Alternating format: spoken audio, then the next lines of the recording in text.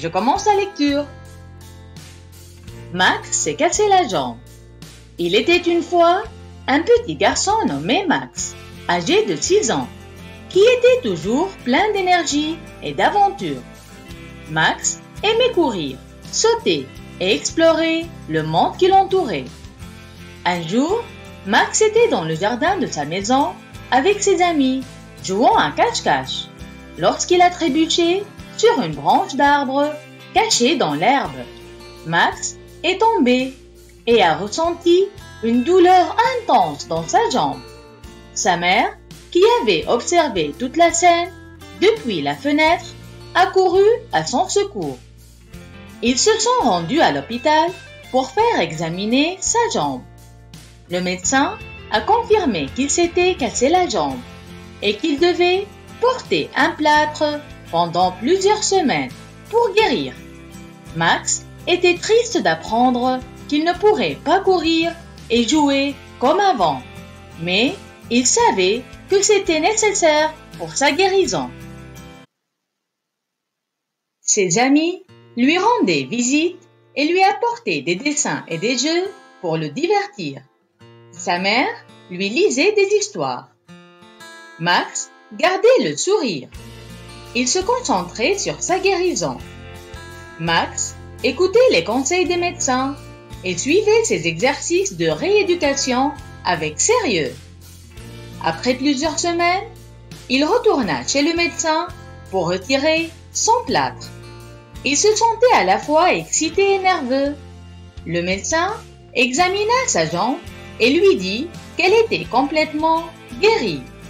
Max était ravi. Il se lança immédiatement dans de nouvelles aventures avec une énergie renouvelée. Et ainsi, Max grandit en gardant toujours son amour pour l'aventure et sa détermination à surmonter les obstacles, quelle que soit la situation.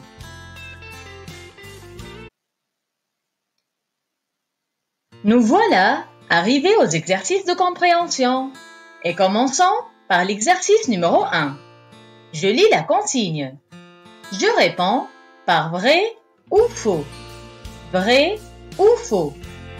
Et comme vous pouvez le constater, on a 6 phrases. Je vais les lire successivement.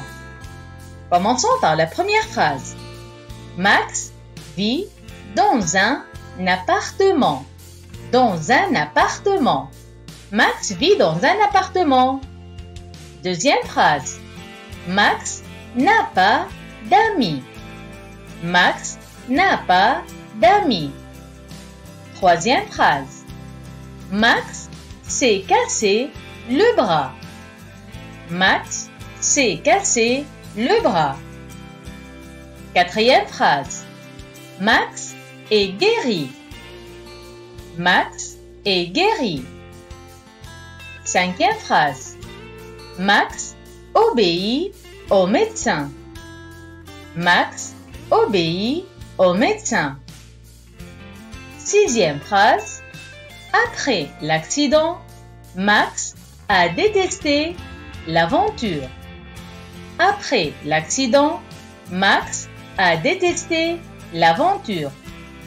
Je viens de vous lire les 6 phrases. Maintenant, on va répondre à la question de l'exercice par vrai ou faux à chacune de ces 6 phrases. Commençons par la première phrase. Max vit dans un appartement. Max vit dans un appartement. Vrai ou faux? C'est bien sûr faux. Faux. Max ne vit pas dans un appartement. Allons voir dans le texte la phrase qui le prouve. Max était dans le jardin de sa maison. Max était dans le jardin de sa maison. Donc Max vit dans une maison et pas dans un appartement. En plus, une maison avec un jardin. Donc la phrase Max vit dans un appartement est fausse. C'est incorrect. Max vit plutôt dans une maison avec un jardin. Deuxième phrase. Max n'a pas d'amis. Max n'a pas d'amis. Vrai ou faux? C'est bien sûr faux. Faux. Regardons le texte pour trouver la phrase qui le prouve. Max était dans le jardin de sa maison avec ses amis. Avec ses amis. Donc Max a des amis. Il joue avec ses amis. Donc la phrase Max n'a pas d'amis est fausse. C'est incorrect. C'est faux. Passons à la troisième phrase. Max s'est cassé le bras. Max s'est cassé le bras. Vrai ou faux? Si vous avez compris le texte, vous allez dire directement que c'est faux. C'est faux. Max ne s'est pas cassé le bras. Il s'est plutôt cassé la jambe. La jambe. Et trouvons dans le texte la phrase qui le prouve. Le médecin a confirmé qu'il s'était cassé la jambe. Qu'il s'était cassé la jambe. Max s'est cassé la jambe et non pas le bras. Donc la phrase Max s'est cassé le bras est fausse. Incorrect. C'est faux. Passons à la quatrième phrase maintenant. Max est guéri. Max est guéri. Vrai ou faux? C'est bien sûr vrai. Vrai. Max est guéri. Regardons le texte. Le médecin examina sa jambe et lui dit qu'elle était complètement guérie. Complètement guérie. Donc Max est guéri. La phrase Max est guéri est correcte. C'est vrai. Cinquième phrase. Max obéit au médecin. Max obéit au médecin. Vrai ou faux? C'est bien sûr vrai. Vrai. Et si on veut chercher la phrase justificative dans le texte, on y va. Max écoutait les conseils des médecins. Max écoutait les conseils des médecins. Alors Max écoute les conseils des médecins. Il les obéit. Donc la phrase Max obéit au médecin est vraie. C'est correct. C'est vrai. Sixième phrase. Après l'accident, Max a détesté l'aventure. Après l'accident, Max a détesté l'aventure. Vrai ou faux? C'est bien sûr faux. Faux. La phrase qui le prouve du texte? Max grandit en gardant toujours son amour pour l'aventure. Max grandit en gardant toujours son amour pour l'aventure. Alors Max, en grandissant, il aime encore l'aventure. Il aime encore l'aventure. Alors la phrase « Après l'accident, Max a détesté l'aventure » est fausse. C'est incorrect. C'est faux. Maintenant, on vient de lire les 6 phrases et on a précisé pour chacune si c'est vrai ou faux. On fait un petit résumé. La première phrase, c'est faux. Deuxième phrase, faux. Troisième phrase, faux. Quatrième phrase, vrai. Cinquième phrase, vrai. Et sixième phrase, c'est faux. Avec ce petit résumé, on vient de finir l'exercice numéro 1. Passons maintenant à l'exercice numéro 2, ou bien deuxième exercice. Allons-y.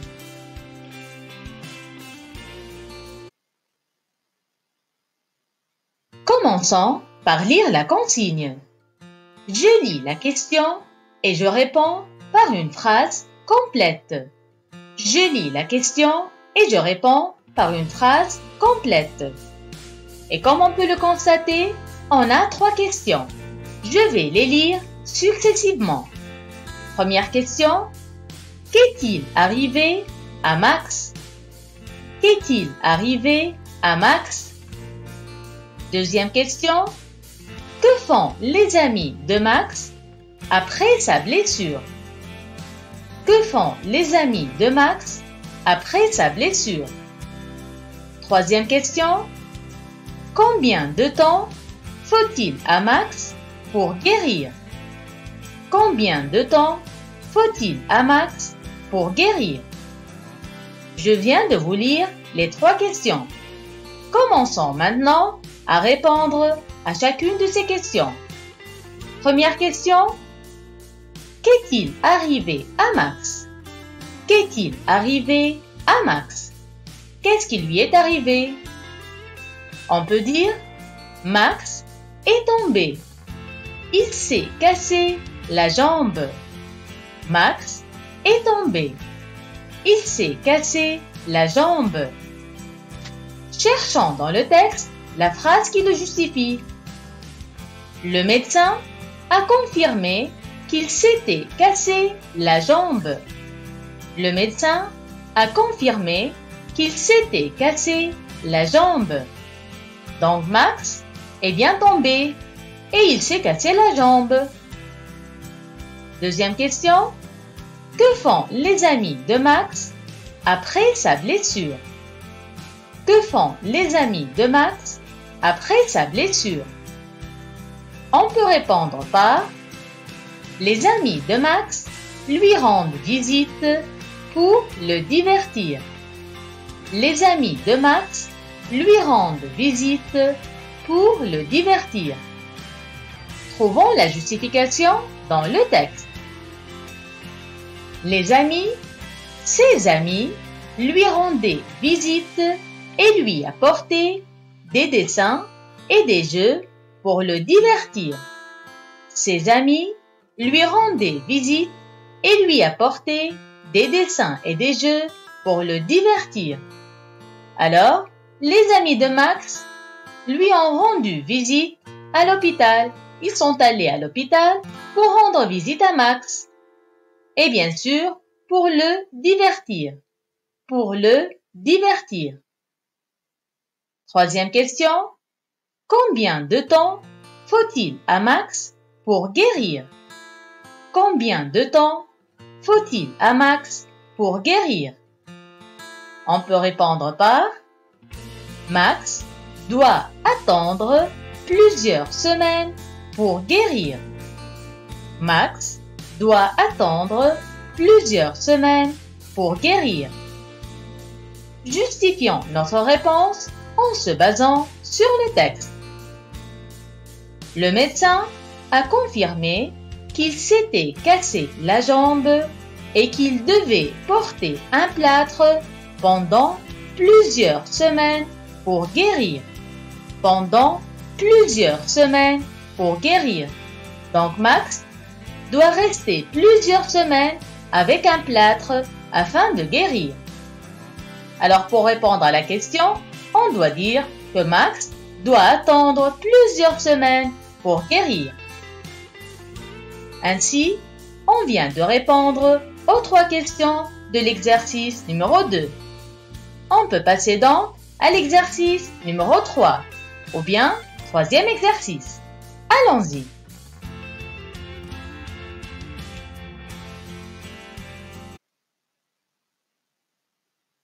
L'exercice numéro 3 est un exercice de vocabulaire, c'est-à-dire il nous permet de comprendre et d'apprendre de nouveaux mots, de nouveaux vocabulaires.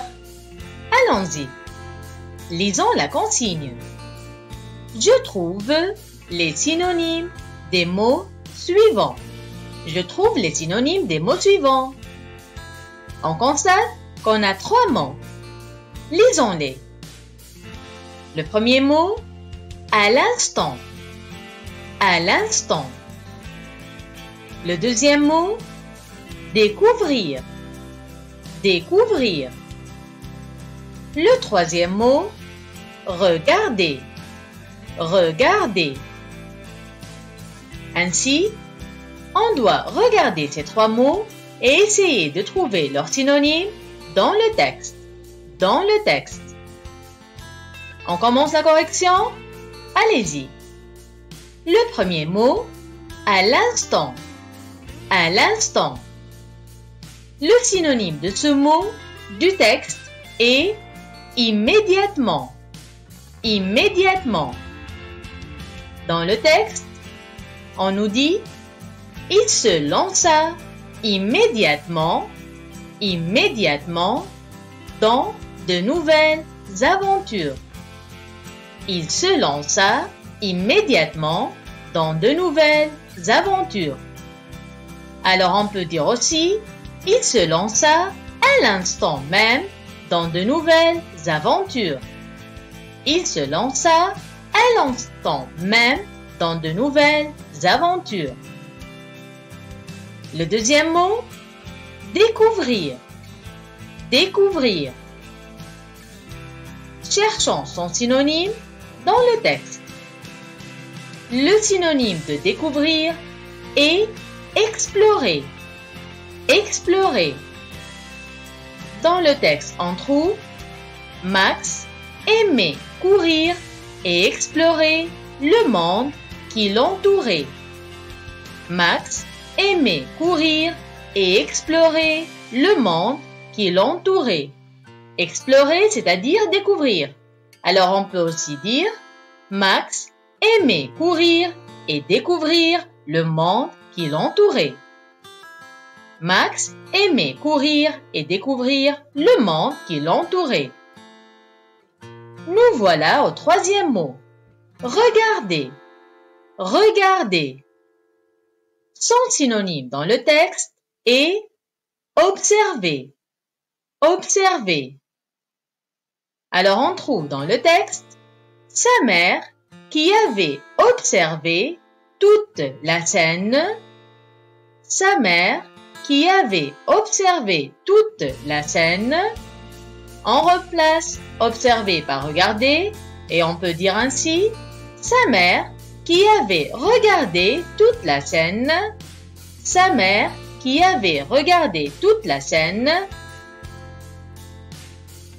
Ainsi, on vient de finir les trois mots. On a trouvé les synonymes de ces trois mots. Résumons-les. Le synonyme de à l'instant est immédiatement. Immédiatement. Le synonyme de découvrir est explorer. Explorer. Et le synonyme de regarder, c'est observer. Observer. Ainsi, on vient de finir l'exercice numéro 3. Passons à l'exercice numéro 4, ou bien quatrième exercice. Allons-y.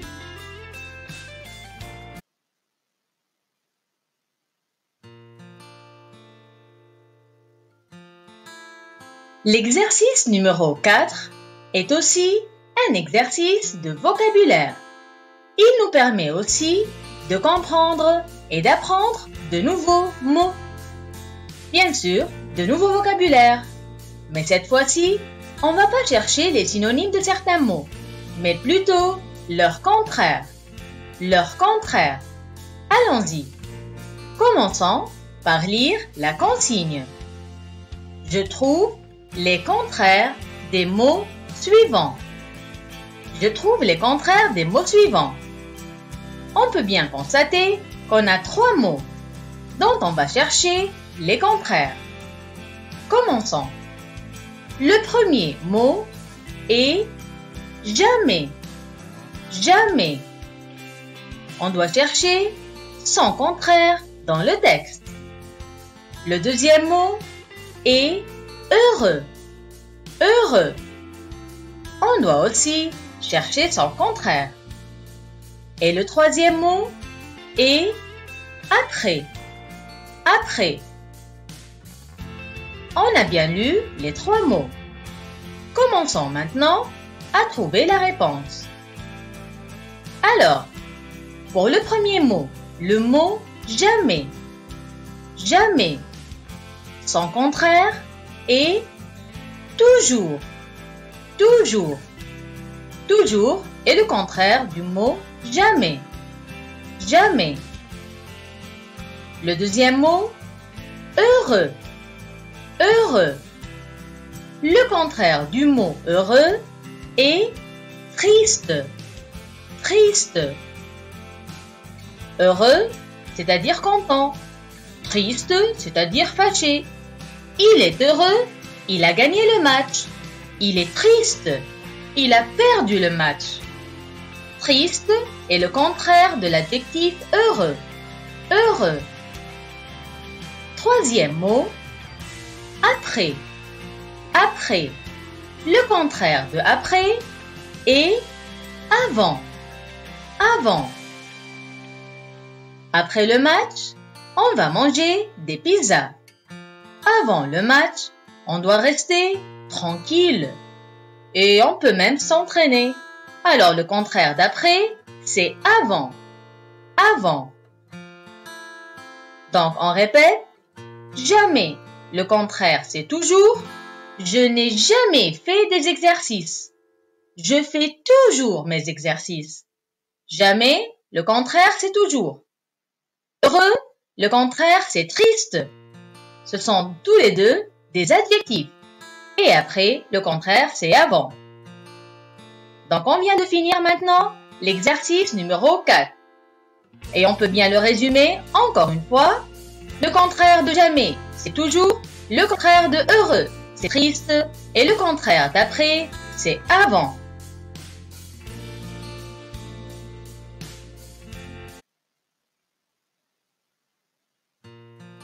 Nous voilà à l'exercice numéro 5. Je commence par lire la consigne.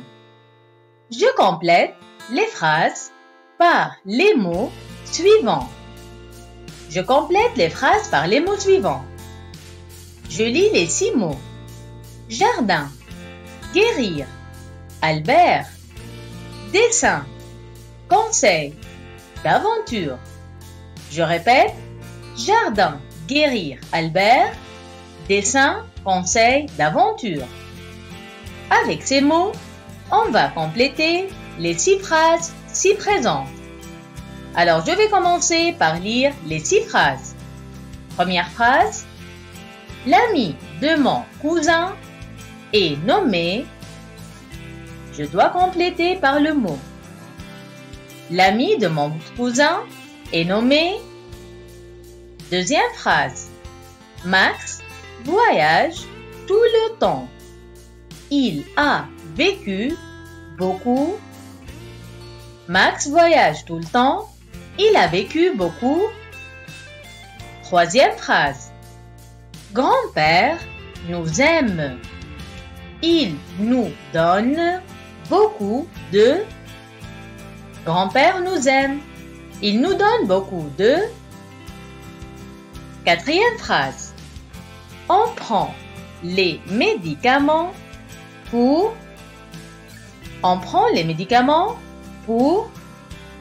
Et on complète la phrase par le mot adéquat. Cinquième phrase.